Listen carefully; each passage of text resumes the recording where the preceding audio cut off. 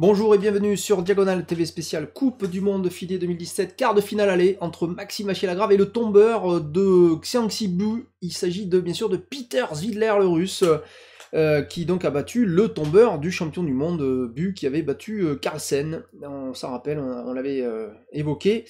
Donc un quart de finale extrêmement chaud entre deux superstars hein, de l'échiquier.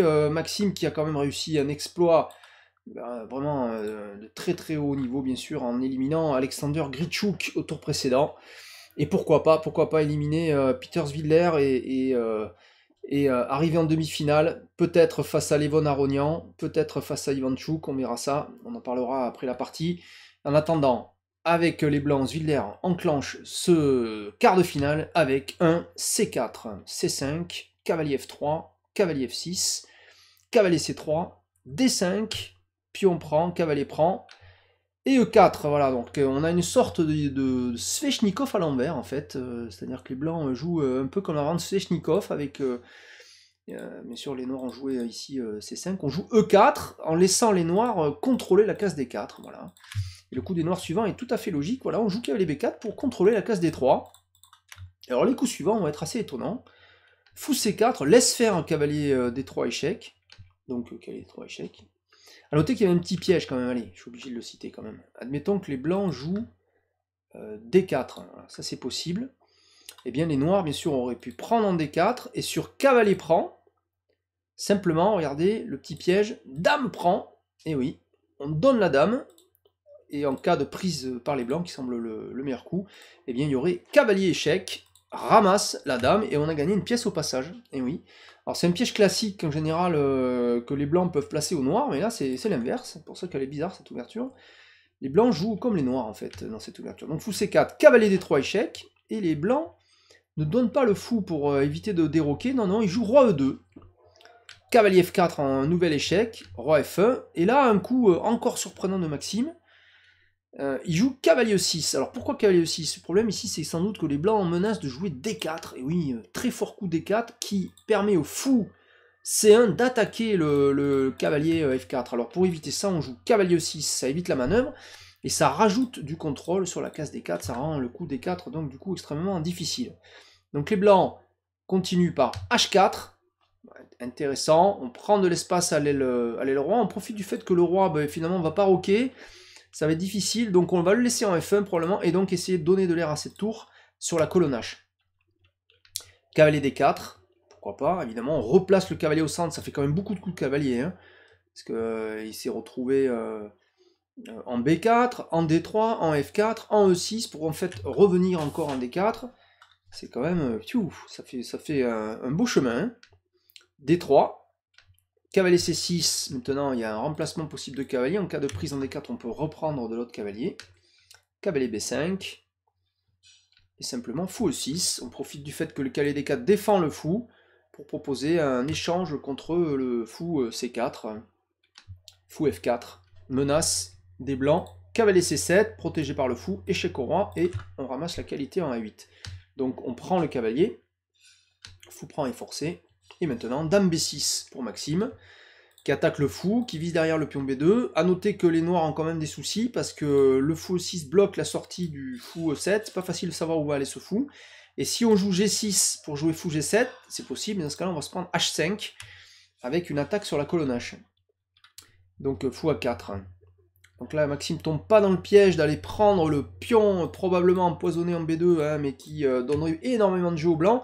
Après dame prend B2, il y aurait sans doute tout simplement tour B1, allez on regarde un petit peu, allez, dame prend B2 là, trop gourmand, on serait trop gourmand, et voilà, simplement tour B1, la dame doit partir, on prend le pion A2, quitte à mourir, mourons le ventre plein, et maintenant simplement tour prend B7, et les noirs sont devant un problème insurmontable, puisque le cavalier C6 est cloué, si fou D7, on peut même envisager parfois de sacrifier en D7, même c'est sûr, hein, sacrifier en D7, imaginez, regardez ici, le coup fou D7, simplement tour prend, et après roi prend seul coup, et bien simplement cavalier E5, voilà, échec, et fourchette sur le cavalier C6, qui ne peut pas jouer à cause du fou A4. Hein. Donc fou A4, attention à ne pas être trop gourmand dans l'ouverture, et à pas donner à l'adversaire trop de coups. Donc dame A6, intéressant. Bon, on veut jouer en fait avec les noirs, on veut jouer B5. Voilà, on veut jouer B5. Il y a à noter aussi qu'on a une petite pression sur le pion D3 qui est cloué sur le roi F1.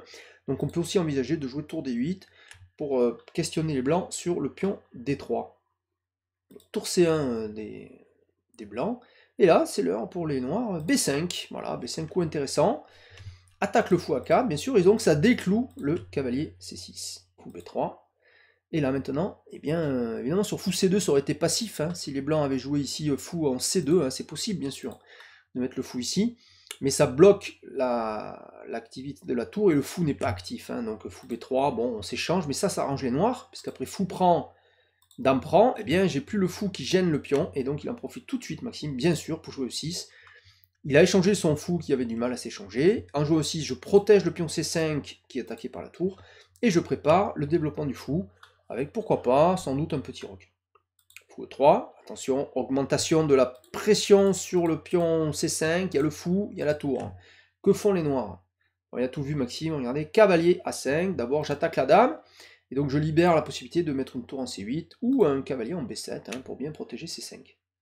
Dame C3, B4 attaque encore la dame, il faut qu'elle rejoue, et maintenant, voilà, cavalier B7, il choisit, mais oui, parce que sans doute le cavalier mal placé en A5, il le recycle en B7, il vient défendre un point important, et il permet à la tour de venir, au lieu d'aller en C8, il peut venir en D8, où il attaque encore D3 avec la dame, donc c'est intéressant. Dame C4, donc les blancs préfèrent échanger, proposent un échange, et après dame prend, tour prend, on rentre dans une finale technique, où les blancs, pour l'instant, n'ont pas obtenu d'avantage clair, ça a l'air d'être une bonne partie pour Maxime, là, pour l'instant, avec les noirs, même si les blancs ont quand même du jeu, ils ont le problème quand même que la tour H1 pour l'instant a du mal à sortir, mais très vite, roi E2, et cette tour vient en C8, et on a un problème sur le pion C5 sans doute, des D4 avec des pénétrations en C7, ou peut-être d'autres plans sont possibles, bien entendu. Fou E7, roi E2, voilà, on sort le roi qui permet de libérer la tour, très important de mettre le maximum de pièces en jeu quand il n'y a pas de gain immédiat, il faut activer les pièces qui dorment, petit roc. Et maintenant, c'est l'heure pour des manœuvres, pour Roswidler qui joue cavalier D2. Cavalier D2, il veut bien sûr venir en B3 pour attaquer C5, avec deux pièces mineures, plus la tour, plus l'autre tour, avec faisant le siège du pion C5, qui est quand même un pion un peu arriéré, hein. C'est vrai que les noirs ont un peu de soucis avec ce pion. Il va falloir jouer quand même un peu précis pour Maxime. Tour FC8, on protège. Et après cavalier B3, on a un problème sur C5, pression qui augmente. Les noirs ne menacent pas de prendre encore, il n'y a que 3 attaquants, il y a bien 3 défenseurs, mais on va menacer de jouer tour C1 pour augmenter la pression. Donc on profite que le fait que les blancs ne peuvent pas prendre tout de suite pour jouer A5, pour menacer bien sûr. A4, chasse le cavalier B3, et après cavalier A5, la tour est obligée de s'en aller, et c'est pas sûr que les noirs commencent pas à prendre un petit avantage. Il faut que les blancs réagissent ici de manière énergique, c'est ce que fait Zvidler après A4, qui bloque le pion A5. Bien sûr, ça permet la prise en passant, mais après la reprise en passant, on a ouvert un petit peu la colonne B pour la tour. C'est peut-être ça que visait Zvidler. A4 quand même, maintenant, qui attaque le cavalier, mais il n'y a plus le pion B5 qui pourra protéger, ou le pion B4 qui empêchait la tour d'attaquer plutôt le pion A4, pour être exact. Donc ici, Zvidler revient en D2. De toute façon, il n'y a pas trop de choix. Ici, c'est encore la meilleure case.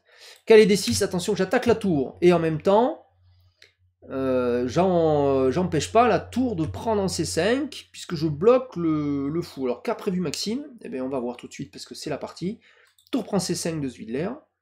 Et là, qu'est-ce que fait Maxime? Un coup un peu inattendu.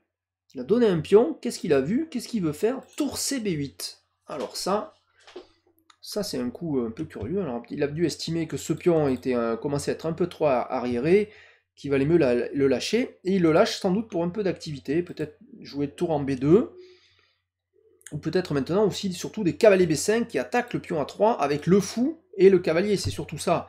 Il vise le pion A3 en fait, voilà, il vise le pion A3, avec surtout ce fou qui est bien placé pour aller l'attaquer. Donc tour B1 pour les blancs, tour prend, cavalier prend, et maintenant, ça permet aussi d'aller faire fou prend H4, donc je récupère le pion H4 contre le pion C5, pas sûr que le troc soit vraiment équilibré, c'est un pion de l'aile contre un pion central, mais bon, il n'y a plus beaucoup de grosses pièces, donc la finale peut s'avérer plus ou moins égale.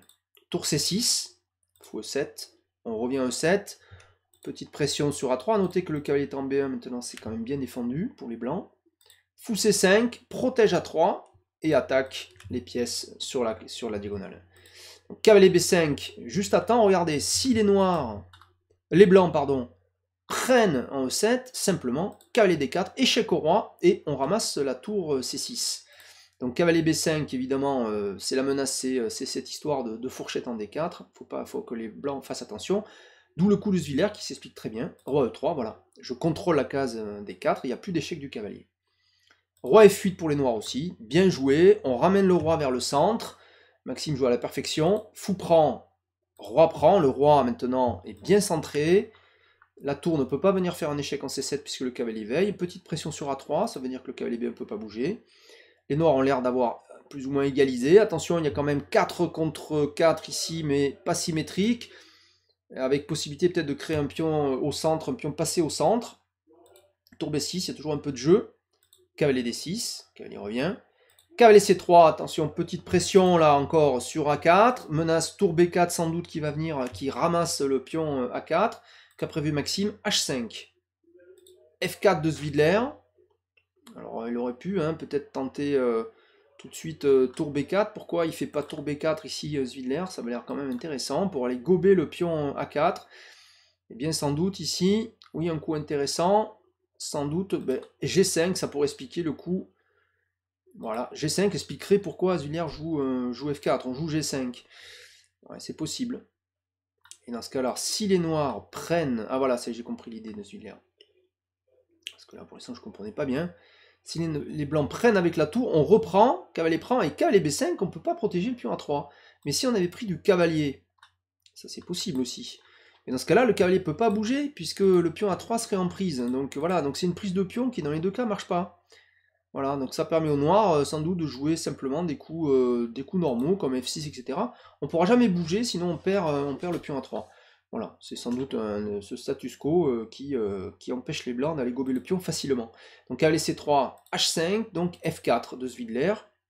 Déjà empêche le coup G5, déjà, donc ça permet aux blancs d'avoir une meilleure emprise sur le centre. F6, on essaie de contenir les pions blancs, avec F6, on contrôle le maximum de cases.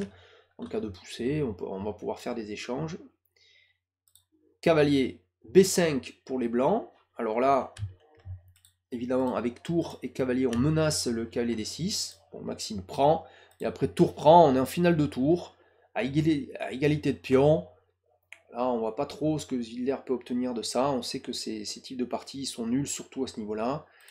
H4 de Maxime, qui veut sans doute éliminer des pions. H3 peut venir, pion prend, et tour H8 qui va prendre ensuite avec échec. Ça, c'est des possibilités. On peut continuer aussi à essayer de pousser les pions avec les noirs, je sais pas. Mais il y a beaucoup de choses. Alors, échec de Zwidler et proposition de nul que Maxime prend. Très bonne partie de Maxime, voilà, qui a joué quand même assez dynamique pour contrer Zwidler. Ça a marché. Bon résultat. Il aura les blancs dans la suivante. Pourquoi pas marquer le point? Ça serait quand même une bonne nouvelle là de se qualifier pour les demi-finales dès les deux parties. Mais non, ça va être dur. Zwidler reste un gros client. Un super joueur qui a éliminé donc le tombeur de Carlsen, Bu, le chinois. Donc voilà, c'est pas le premier venu. C'est un match qui va s'avérer aussi tendu que celui contre Grichuk, dans un style un peu différent. Bien sûr, ces joueurs n'ont pas le même style, mais pour l'instant, très bon début de quart de finale pour Maxime. On va jeter un œil, on en profite sur les autres quarts de finale, puisqu'ils ne sont pas nombreux. Voilà, je vous ai préparé le petit tableau. Donc, on vient de le voir, Zwidler et Maxime. Donc, on fait match nul dans la première. Ça, c'est bon signe pour Maxime avec les noirs. Avec les blancs, pourquoi pas l'emporter. Wesley So et Fedoseyev ont fait pas mieux que match nul. Li Rending, le chinois, l'autre chinois, donc face à Richard Raporte, pareil, nul. Et enfin, donc, Levon Aronian. Alors là, par contre, vient de l'emporter face à Ivanchuk. Ivanchuk qui pourtant avait fait jusqu'ici une très belle Coupe du Monde, qui est en passe là de se faire sortir. Ivanchuk, ça va être dur, mais il a les blancs quand même, il peut espérer revenir. Ivanchuk capable de tout, il est vraiment capable de tout. C'est un joueur d'un génie rare, on l'a déjà dit, un des rares joueurs qui faisait peur à Garry Kasparov. Voilà, donc pour ces quarts de finale, allez, seul Aronian sort bien de ce match. À noter que c'est probablement, du coup, Aronian jouera contre le vainqueur de Maxime Vachier-Lagrave face à Peter Zvidler. Hein, donc c'est sans doute, ça sera, de toute façon, que ce soit Aronian ou Ivanchuk, ça sera un très gros match dans tous les cas. De toute façon, on a des tableaux extrêmement forts de tous les côtés dans cette Coupe du Monde. Voilà, merci de m'avoir suivi. C'était Diagonale TV spécial de Chartres, hein, oui, parce qu'on prépare donc le direct ce week-end du Rapide et Blitz de Chartres. Blitz demain avec la venue du génialissime Christian Houdini Bauer, numéro 4 français, qui sera présent pour les 2 tournois Blitz et Rapide qu'on va retransmettre en vidéo pour la première fois sur Diagonale TV. Voilà, donc à bientôt pour la prochaine sur cette Coupe du Monde et pour demain pour le grand direct de Chartres. Au revoir.